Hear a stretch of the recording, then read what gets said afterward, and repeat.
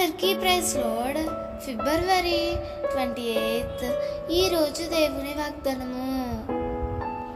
నీవు విశ్వసించిన ప్రకారము నీకు అవునుగాక. మత్తయి సువార్త 8వ అధ్యాయము 13వ వచనము. నీవు కలిగి ఉన్న విశ్వాసము నిన్నెన్నడూ సిగ్గుపరచదు. నీకు ఎదురయ్యే ప్రతికూలతలు ఎంత బలమైనవైనా నీలో ఉన్న విశ్వాసం వాటన్నిటికన్నా బలమైనది.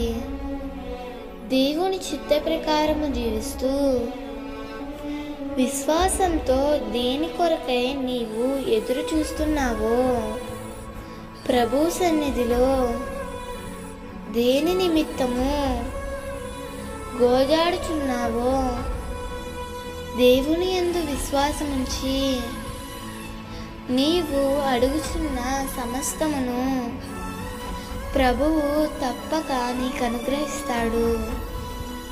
ఆశగల ప్రాణమును ఆయన తప్పక తృప్తిపరుస్తాడు.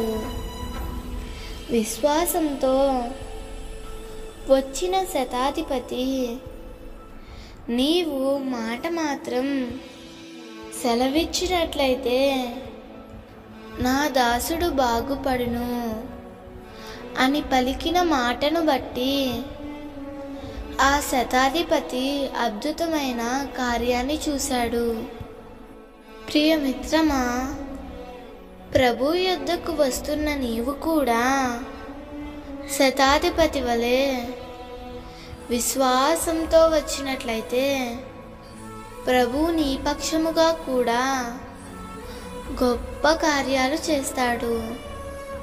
అట్టి కృప ప్రభువు నీకు అనుగ్రహించునుగాక. నీవు ఆశించినది ప్రభువు నీకు అనుగ్రహించునుగాక. ఆమేన్.